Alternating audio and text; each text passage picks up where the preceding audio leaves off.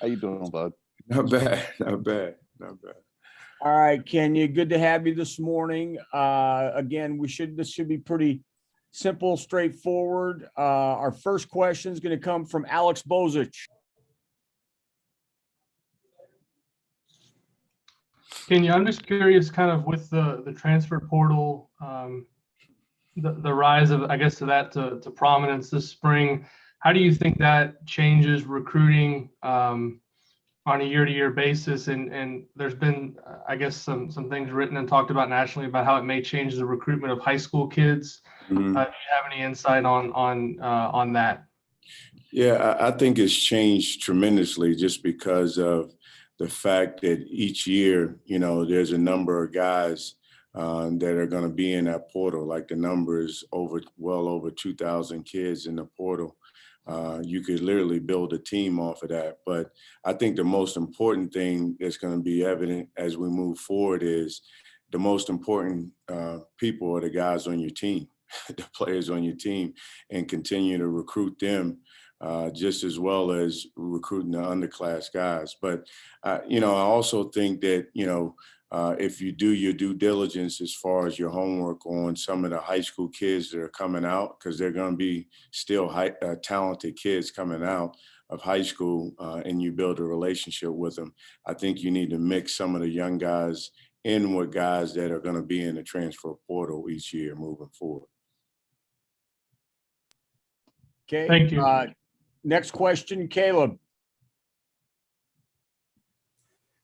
Coach, being one of the coaches on the transition team between Archie and Coach Woodson, just what was it like keeping that with the uncertainty between coaches and helping guys as they try to figure out if they want to stay or transfer?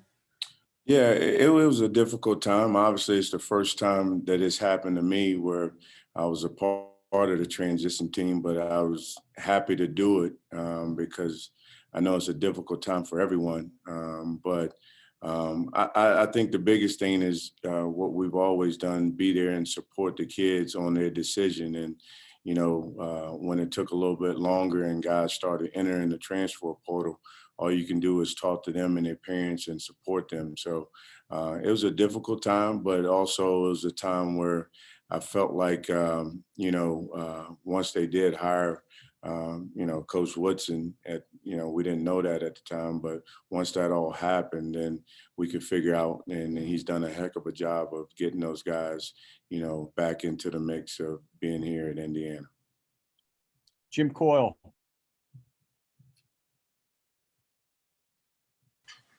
Coach, you talked about the portal and using it as a recruiting tool. How is that affecting as far as player development and the portal? How do you run that balance of developing your own players like you talked about and using the portal? Coming in with a new staff, obviously coaches using the skill instruction or our player development, seeing what the guys are able to do. And so basically by watching and working guys out and seeing some of their strengths and weaknesses, I think you also see what your team needs as well. And I think one of the biggest things we all know, shooting is evident that we needed help in. So, recruiting the next guy, from the portal is going to be a premium on guys that can make shots and has done that. That's the biggest thing that, going into this season that we really had to address. Next question, Tyler. Yeah, Coach, just being at Indiana last year, being your first year here, what was kind of the main factors in when you were offered the position to stay again this year? What was kind of the main factors in deciding to stay? Well, first thing, I was in constant communication with Scott Dolson, the AD, who wanted, asked me to wait and see who he hires before making my decision. And so I was excited about that. Didn't know if it was going to work out, but, excited that he wanted me to stay here. And so my decision, once I was able to meet with Coach Woodson, for a couple of days, and then him offering me the job. It was a no-brainer. You know, I've moved my family here in August, so I really wanted to stay. And after meeting Coach Woodson for the couple of days that I did, it was evident this is a good guy, and I would love to, help him in his transition, coming from the NBA. So, and he's put together a really good staff, I think. So, Dustin. Ken, just to kind of keep playing off of that, I mean, what were the whole sort of mix of emotions like from the time that Archie gets fired? And I imagine at that point you're wondering what is next for you. I guess how soon in the process does Scott ask you to stand and tell you that you're going to have a chance to be a part of the next staff? Did you sort of approach that day to day? And again, just what was the whole range of emotion from that entire period until Coach Woodson was hired? Yeah, my biggest thing was to sit still and let things happen. I know it was a reason for me coming to Indiana in a short period of time, moving, in August, coming here in August.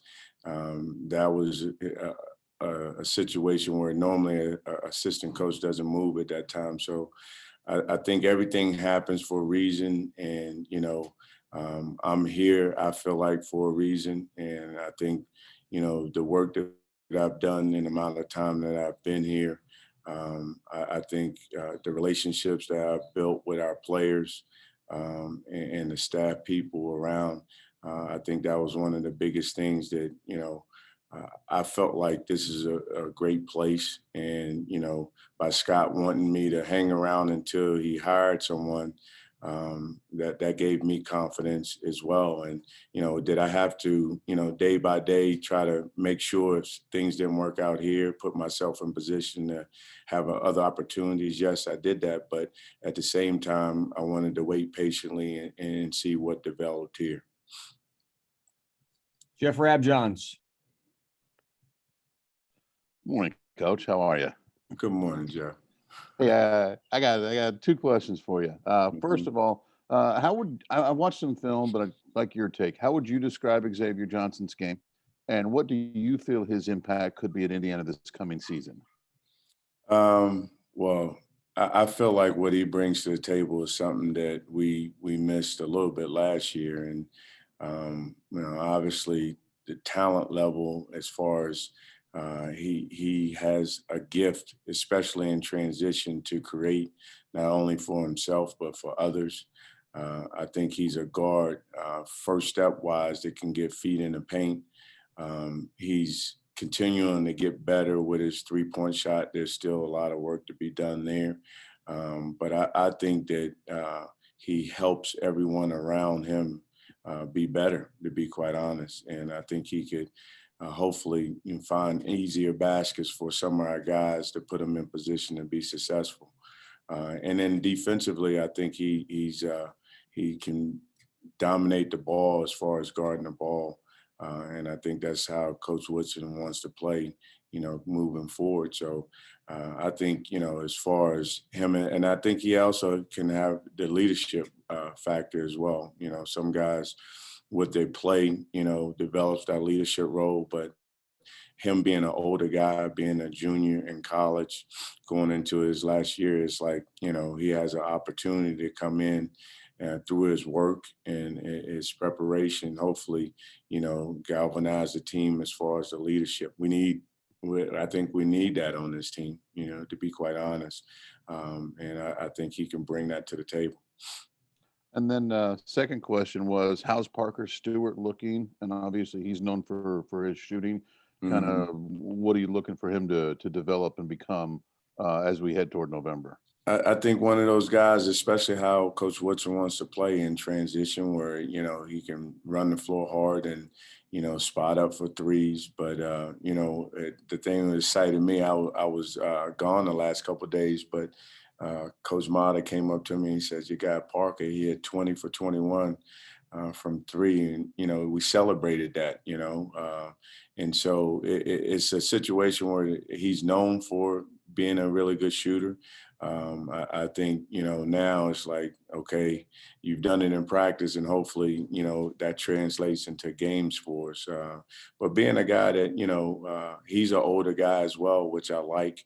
But being a guy that can knock down shots and also on the defensive end, guard 1, 2, and 3 positions. So we're excited about him. And, from the spring so far, he's been able to do what we know we need, and that's knock down shots. So excited about that. Thanks, man. Yep. Rick Bozich.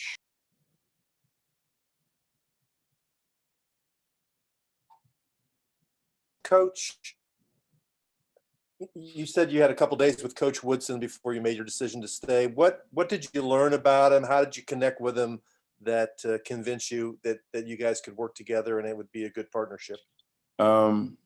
First off is just his presence. I think when you talk to him, you're talking to someone who's real, and I think the knowledge that he has of the game and some of the things he wants to implement from the NBA style to college excites me, and I'm excited about that.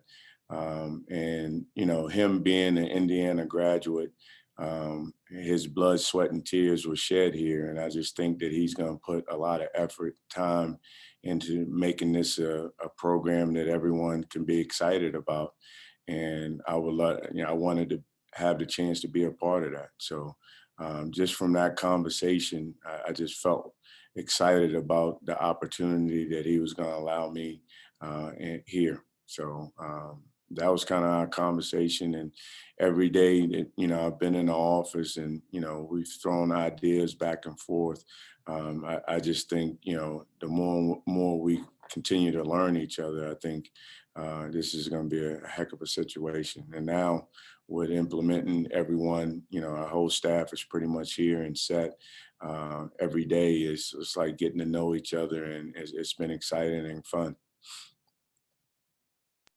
Mike Schumann. Yeah. Hi, Coach. How's it going? How you doing, Mike? Doing good. Hey, recruiting question for you.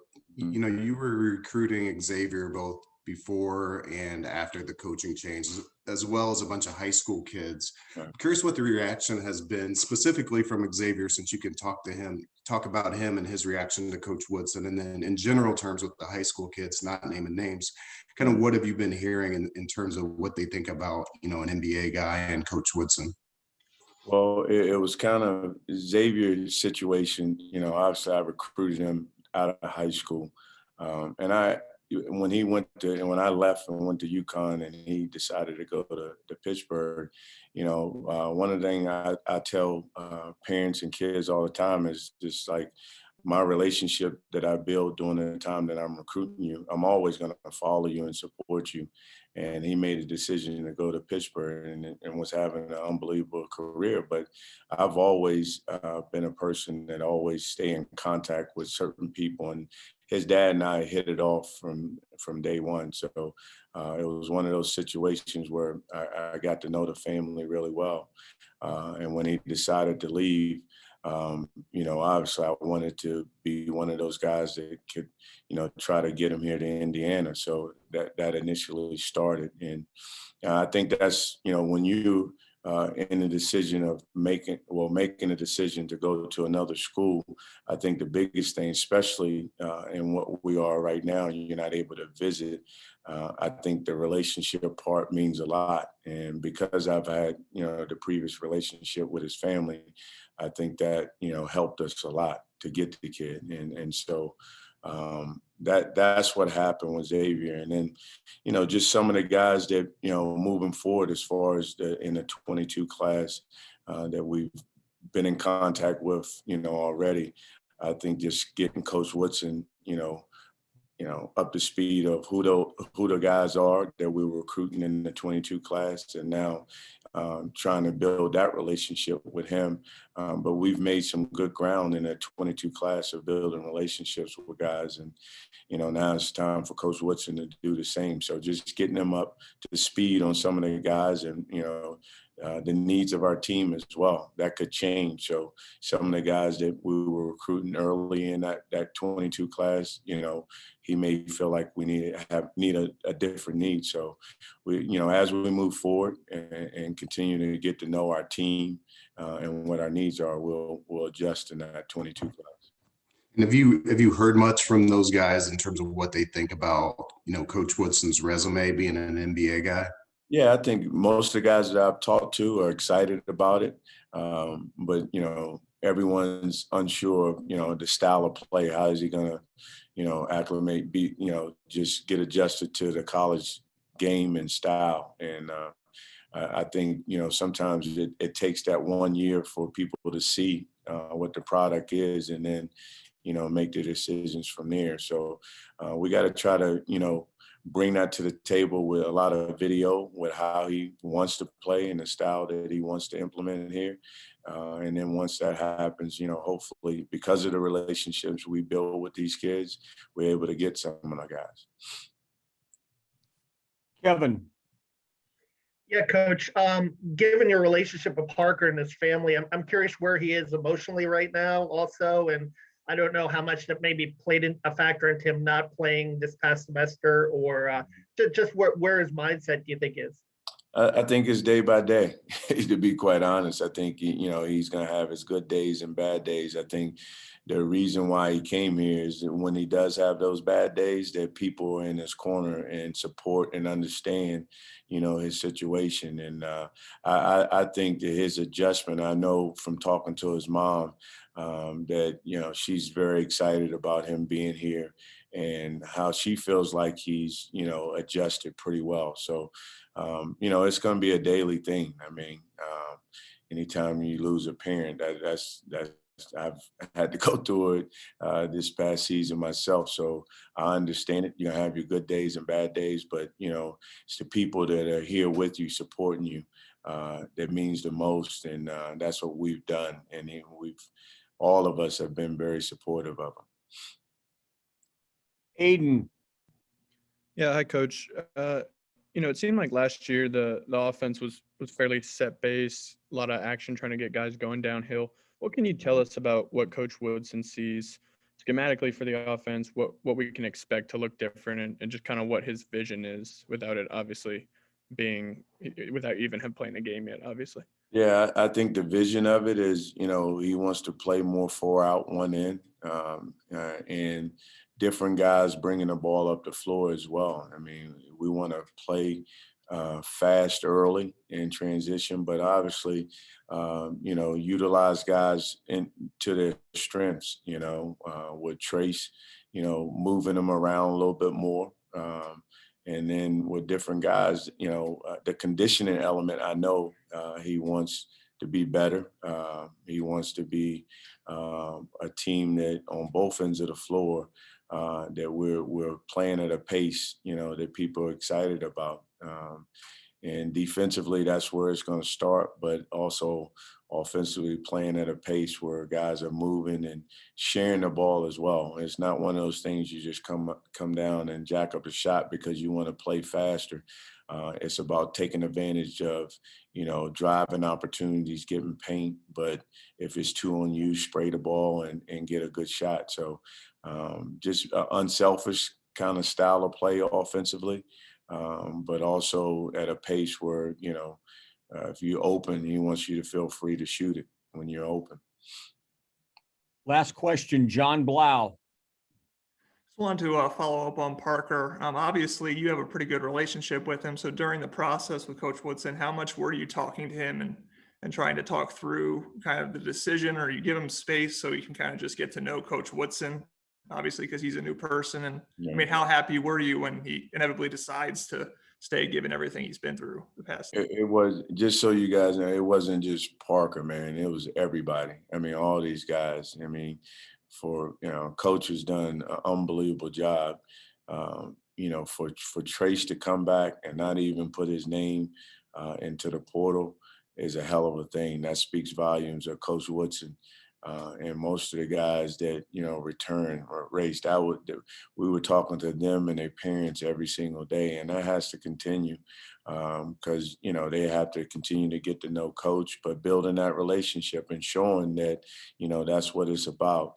And yeah, we lost a couple guys, but we feel like the majority of the guys that we got back, we can continue to build a team that, you know, Indiana fans would be proud of. Coach, again, thank you for your time, and media folks, we will get with you maybe for something next week. All right. Take care, guys. Thank you, fellas. Thanks, Coach.